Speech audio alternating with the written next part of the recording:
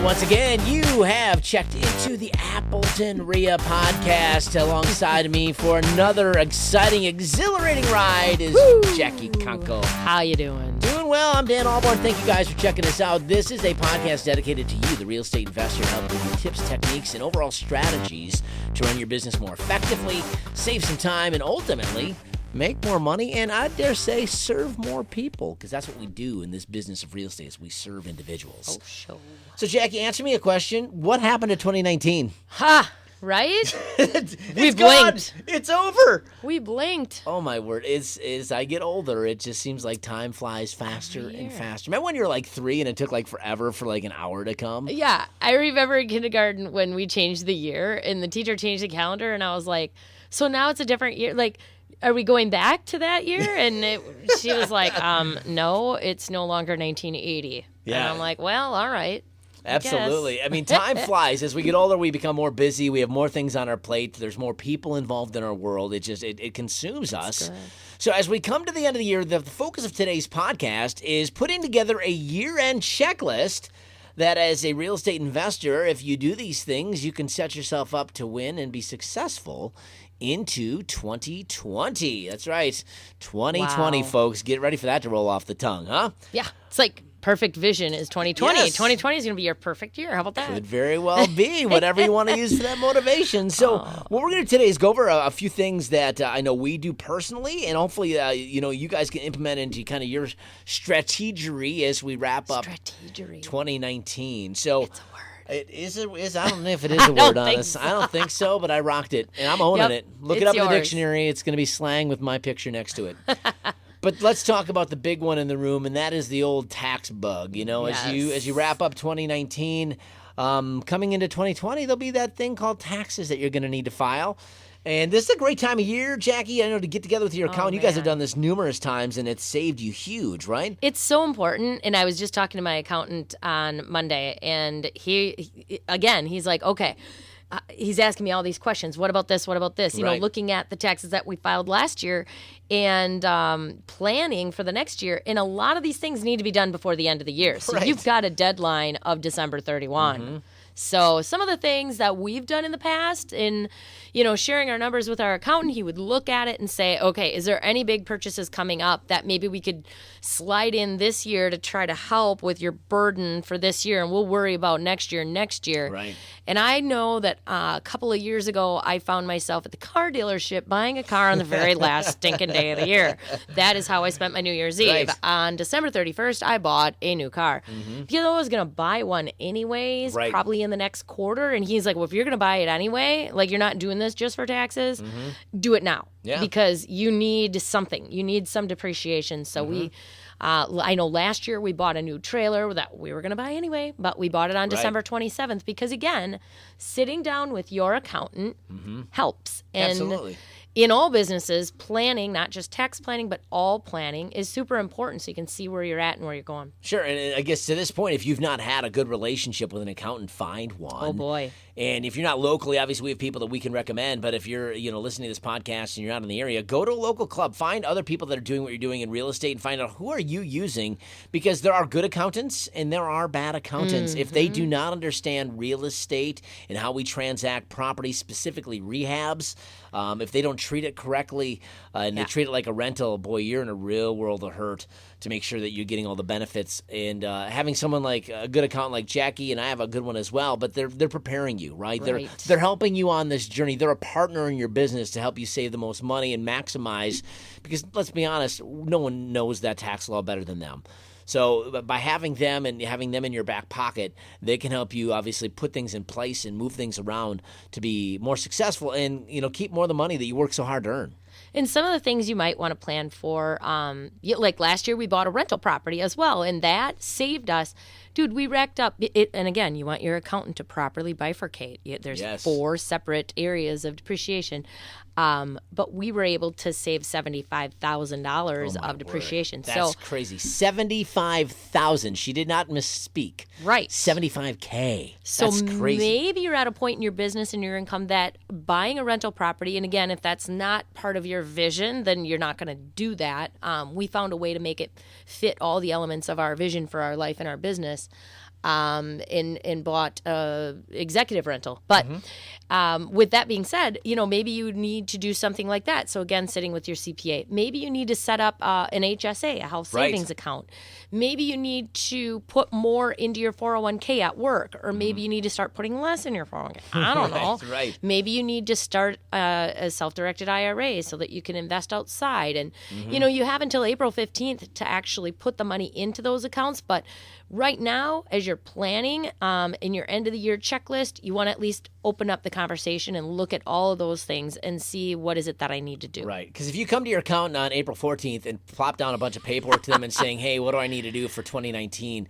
You're maybe a little behind the eight ball on that one. Be proactive. Might have missed the boat. Sometimes we sometimes like to be a little bit procrastinating when it comes to certain things. Don't let this happen, because this can change. I mean, did you not just hear Jackie said $75,000? Now, granted, that's a plan. Like, she put a plan together. She knew she did this, she could save.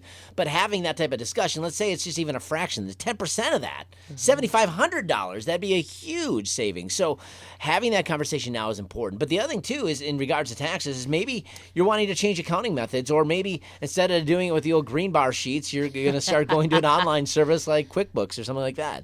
Yeah, guys, hey, if you want to start a new bookkeeping, January 1st is a great time. Clean slate, new year, new accounting, whether it's QuickBooks or hiring a bookkeeper or any other method that you want to start recording. It's a lot easier to start that recording at the beginning of the year than it is halfway through the year to go back to the beginning in your receipts and enter everything so you have a full year.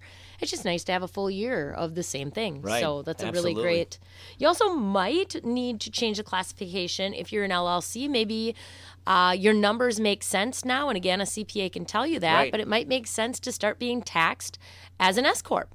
For sure. And they can help you with that, get all the paperwork started and doing that. And even through the year, you have some time to change that classification. But again, don't risk it. Get the ball, having that conversation. I mean, of course, it's a year-end conversation, but some of these things you want to be in constant dialogue with, like your accountant, as things change and as you're making business decisions. And that's what good businesses do. They make decisions based on kind of the fiscal Review. Yeah, or basically the results of what can happen by doing these decisions. So whether it benefits you or not. So having that discussion. We talked about a little bit about maybe you have to move some money around. Maybe with your accountant, you're like, I need to purchase something or sell something.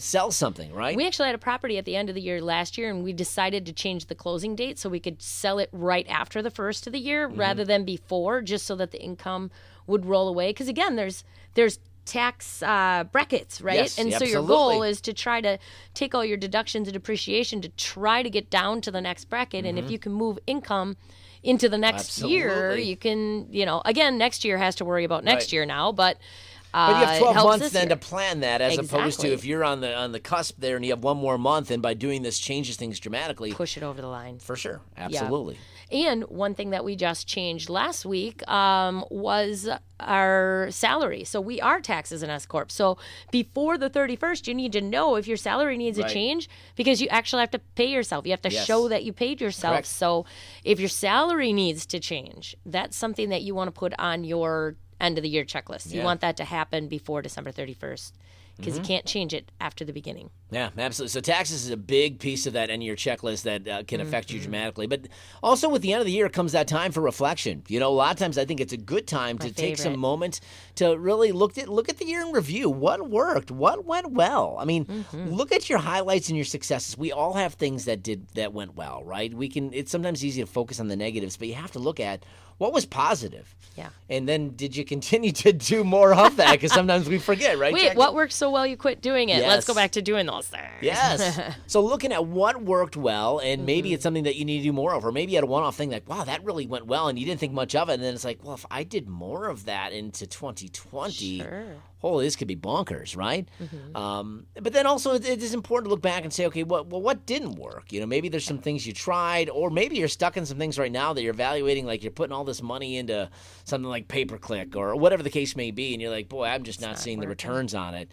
This is a great stopping point to be like, you know what? No more of that. I'm going to reallocate these funds here, or I'm going to do whatever you need to do. But it's a good overall business evaluation time of the year to look back and say, all right, evaluate, kind of give that barometer, and then make changes, right?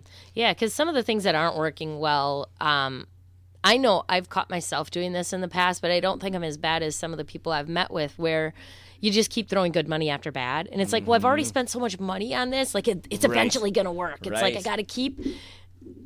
Oh, what happened? Did I do that? No, just unplug the headphones. We're good. That was me.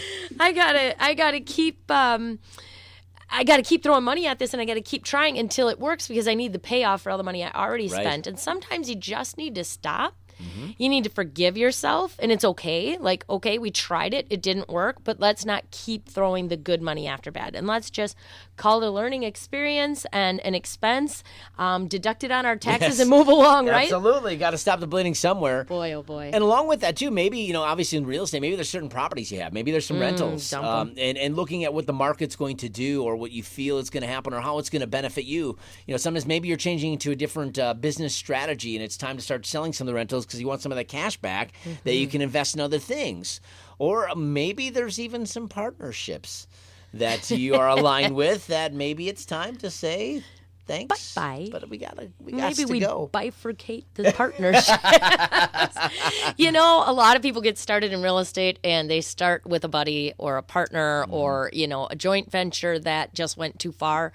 And if you have some of those, this is a good time to decide how you're going to split property and get a happy divorce. And here's the deal. I mean, if you are in a true partnership with someone, this is a great time to sit down with them and be like, are things still going well? Yep. And even if it's maybe it is. And maybe it's going well, but maybe if it's not, it can be an amicable split. Like, listen, you know what? This was great for the first X amount of time, but, you're kind of here, I'm there. Let's look to separate. And then you guys can have an actual plan of how you do this as opposed to getting to the point where you just don't talk to each other anymore and you ruin a good friendship. So this is also a time just to have a genuine conversation about where you're at in the business and plan for the future. So, again, year-end reflection can be very important for you. Well, and even looking into the new year, because I know this year we're coming into an election. So, really just looking at the highlight reel of the year gone by, but also what's coming up and what strategies do we need to change or be more careful with, knowing that election years generally cause all kinds of chaos and craziness, right? And in a lot of it is just in the perception of the public that changes markets. Right. And then the reality shows up later and everything calms down. But, we know rates are going to stay great. But anything could happen during this whole election thing. And, people say things and politicians promise things and things go up and things go down. Right. Wall Street gets nervous and things change.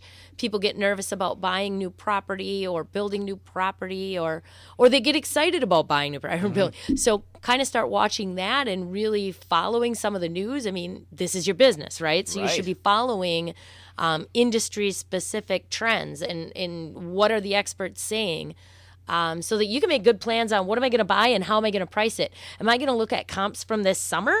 Right. Or am I going to take a percentage off of that? Or am I going to hype it up? It could go the other way too. Like, absolutely. I need to be a little bit more forethoughtful when the market's going to come up because I might be able to win the bid knowing that it looks like things are going to be selling for higher by the time I put this property on the market. Absolutely. And it just comes back to as we're planning for that new year, is looking for those opportunities. Where are the opportunities? And knowing if you need to change your business a little bit.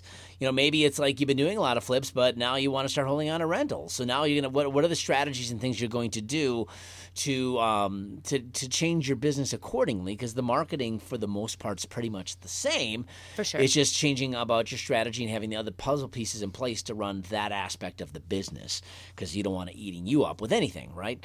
For sure. But with that as well, we talked about maybe you're starting something new. Maybe it is a new marketing strategy. Maybe you're adding a new tool to the tool belt. Maybe you're going to start buying notes. We just had Donna in town, and she obviously talked about how to invest in that. Or maybe you want to do some rent-to-owns or other investment strategies that you feel like you've gotten what down pretty well, and you want to expand your portfolio of investment strategies. This might be a great time to start something new. And that all includes planning your business vision for the next Yes. year, right? Like, what does that vision look like for next year? Are you going to keep on keeping on and do what you've already done? Or are you going to add a new strategy? Are you going to hold back on a few things, just waiting to see how the market shifts? You know, look at that vision. What is your vision for next year? And really lay it out. Because when you have a plan and you have something to look at every time you're about to make a decision, it helps you make good decisions. And it also gives you focus. Absolutely, absolutely. And it's a great time for you to really reevaluate your vision, and maybe something's changed. Maybe you've accomplished something that's in your personal vision that you can say, sweet, did that. Now this is the next level of that. Yeah. So it's a great time to reflect upon, you know, what has happened and what you're planning on for the new year. And the last piece of this, as we wrap up the year, I mean, we're in the holiday season. Turkey and potatoes. It's turkey and potatoes. But you know what? Spend time with your family and got those it. that you love. Yep. Give yourself permission. We talk about this a lot. You got to give yourself permission to do this, right? We work hard. We do. But why do we work hard? So that we can enjoy the time that we're not working hard. So you got to give your permission to take a couple days off, because everybody who has a job takes a couple days off for Absolutely. the holidays. And we want to enjoy that time with our loved ones and enjoy the fruits of our labor. Yes. And whenever you've unplugged, whether it be if you're working a 9 to 5 and you take a week vacation and come back, you always are refreshed. And the same thing within a business. And sometimes it's harder if you're self-employed, because you can't just turn off the business. The phone will still ring. Things will come up. But for the most part, if you set things in place, a lot of these things will just go about doing what they do, and then you can come back to it refreshed, re-energized. And if you do some of these things we talked about earlier, getting your taxes in line, getting your money moved, focusing on what you're going to do for the new year, now you can come in with added excitement, zeal, and just a new vigor to take on 2020 and dominate and have your best year ever. It's amazing how these little things make that big of a difference. They It is. so do. You know, sometimes it's those small rocks that you move that can what do they say? Small hinges that swing big doors, and this is exactly it, right? So hopefully this was helpful for you guys as we wrap up 2019. Hopefully you had a great year. I know it's been a great year for me, and just professionally of just the different things that have worked. Of course, working more with you, Jackie, I must say I've enjoyed that a lot. So it's been great doing this podcast. But also just the new people I've been able to meet, the relationships, friendships I've created, and looking forward to a better and rockin' 2020. It's going to be perfect. Yes, vision. perfect vision for 2020. That's right, guys. So if you haven't already, go to AppletonREIA.com. You can find out about the upcoming events that will be at the REIA for 2020. We have a docket full of goodness, so you can sign up there, become a member, get all the benefits, including your Home Depot discount, Office Max. There's just so much stuff there, guys, you can check out by being a vendor of the National REIA and also all our local sponsors. So we have some great local people that you can use as vendors as well. And we had a change this year. What's that? This year's December meeting is our Christmas party as always, but we did make a change this year. Okay. It's members only. Ooh, members only. Members only. And if you've ever been to an Appleton REIA Christmas party, Jackie does it right. Let's be honest. She brings out the spread of food, and we just have a ton of fun. It's just a blast. We have games, lots of cool. A lot of our vendors, our local vendors, come and bring just really awesome prize packages that they give away, and we do a lot of fun games to win that. So hopefully we'll see you out there. And of course, as always, have yourself a very Merry Christmas. All right. We'll see ya. All right, you guys have yourself a great rest of 2019. We'll see you on 2020 on the flip side. You've been listening to the Appleton REIA podcast. See ya. Bye.